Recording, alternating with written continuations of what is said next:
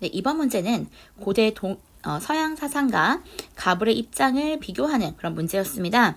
자, 갑부터 볼게요. 우리는 자연에 복종해야 한다. 욕망들 중 어떤 것은 자연적이고 어떤 것은 공허하다. 이러한 사실을 잘 관찰하는 것은 몸의 건강과 마음의 평안을 얻도록 해준다. 우리는 몸의 고통이나 마음의 혼란에서 벗어날 것을 쾌락의 목표로 삼아야 된다. 즉 쾌락은 적극적인 어떤 것을 추구하는 것이 아니라 몸의 고통과 마음의 불안, 혼란이 없는 상태인 것이고 그것을 우리는 추구해야 된다라고 얘기했던 고대 서양의 쾌락주의자 에피쿠로스라는 거 알 수가 있는 표현이었습니다. 자, 을. 우리는 자연이 요구하는 것을 행해야 된다. 자, 지금 갑과 을의 첫 번째 문장에 자연에 대해서 어떻게 바라보고 있는지 에피쿠로스 역시 자연에 복종해야 된다. 자연의 원리에 복종해야 된다라고 표현했고요. 자, 을. 자연에 요구하는 것을 행해야 된다. 자, 그렇다면 어떤 자연을 설명하는 것인지 을에서 표현을 봐야겠죠. 외적 원인 때문에 일어나는 일에는 동요하지 말고 우리 안에 있는 원인 때문에 일어나는 일에는 정의롭게 대처해야 된다. 우리는 공동체를 위한 활동을 행위의 목표로 삼아야 된다. 외적 원인 때문에 일어나는 그런 일들에게는 그것을 바꾸려거나 극복하려거나 하지 말고 우리 안에서 일어나는 일, 즉 내가 컨트롤할 수 있는 내 감정이죠. 그것은 우리가 정의롭게 대처해야 된다라고 이야기했던 스토아 학파의 이야기라는 것을 알 수가 있겠습니다. 스토아 학파 중에서도 이거 에우렐리우스의 이제 주장인데요. 스토아 학파는 사상가들 굉장히 여러 명이 있기 때문에 누구의 주장인지를 파악하는 것은 사실 어려울 수 있고요. 그렇게 파악하지 않더라도 스토아 학파라는 것만 알아도 충분히 풀 수가 있기 때문에요. 너무 부담 갖지 마시고 키워드를 잘 찾으면 좋겠습니다. 자, 1번. 갑, 고통은 인간에게 해가 되므로 언제나 회피해야 된다. 당연히 에피쿠로스는 몸의 고통과 마음의 불안이 없는 상태를 쾌락이라고 얘기했지만요. 에피쿠로스가 추구했던 쾌락은 적극적인 쾌락, 모든 고통을 다 없애고 쾌락을 주는 것들을 보다 더 추구하는 그런 것들이 아니라 소극적 쾌락주의였잖아요. 우리가 일시적으로 고통을 느끼는 것처럼 보이지만 장기적으로 봤을 때는 정신적이고 지속적인 쾌락이 가능하게 하는 것들이 있습니다.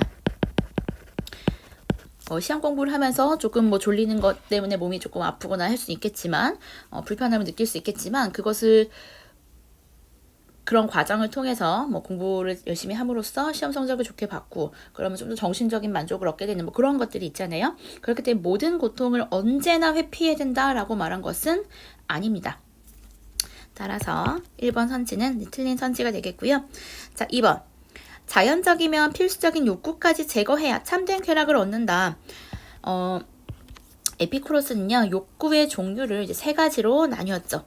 자연적이고 필수적인 욕구와 자연적이고 필수적이지 않은 욕구, 자연적이지도 비자연적이고 필수적이지도 않은 욕구.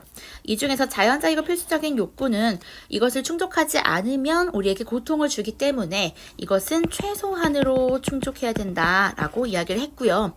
두 번째, 자연적이지 않고 필수적이지 않은 혹은 자연적이지만 필수적이지 않은 이러한 욕구들은 요걸 추구하면 할수록 고통을 줄 수 있기 때문에 요것은 제거를 해야 된다라고 이야기했던 사상가이죠. 마찬가지로 소극적 쾌락주의 와 상충되는 내용이죠. 요걸 제거하지 않아야 한다고 했습니다. 자, 2번도 틀렸습니다. 자, 3번. 주어진 운명을 극복하고 공동체 의무를 이행해야 된다. 자, 주어진 운명을 극복한다는 것은 스토아한테 해당하지 않는 표현이죠. 주어진 운명을 순응하고 라고 바꿔줘야겠습니다. 공동체의 의무를 이행하는 것은 맞습니다. 우리는 공동체를 위한 활동을 행위의 목표로 삼아야 한다라고 이미 제시문에도 나와 있죠. 공동체의 책무, 세계 시민으로서 해야 할 일들을 해야 하는 것이 주어진 운명을 순응하는 것이다 라고 이야기했기 때문에요. 을도 틀린 선지가 되겠습니다. 4번입니다. 일어난 일은 바꿀 수 없으나 그 일에 대한 내 판단은 바꿀 수 있다. 그렇죠. 스토아 학파가 항상 강조하던 이야기입니다.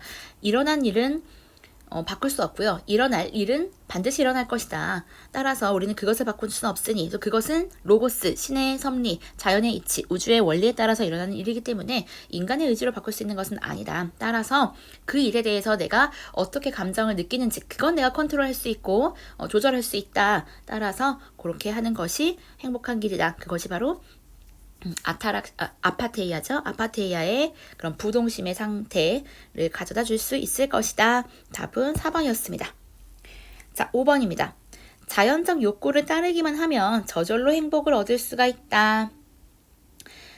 갑은요, 자연적인 욕구를 우리가 이렇게 나눠봤다는 거 위에 선지에서 살펴봤었죠. 자연적 욕구 중에서도 필수적인 욕구만 따라야 됩니다. 당연히 그래서 갑은 틀렸죠. 자, 을도 마찬가지죠. 을은 그런 자연적인 욕구와 감정 이런 것들 따르는 것이 아니라 이성에 따르는 삶이, 즉 로고스에 따르는 삶이 우리에게 행복을 가져다 줄 것이기 때문에요. 자연적 욕구를 따르기만 하면 저절로 행복을 얻을 수 있다라는 표현은 갑과 을, 에피쿠로스와 스토아파 둘 다 해당하지 않는 내용입니다. 자, 다시 한번 에피쿠로스가 추구했던 소극적 쾌락을 추구하는 그런 경지 아타락시아라는 것, 그리고 스토아파는 부동심의 상태 아파테이아라는 표현, 그런 것들이 그런 단어 자체로 나오는 것이 아니라 문장이 풀이된 상태로 선지로 나온다는 거, 이 문제를 통해서 공부하셨으면 좋겠습니다.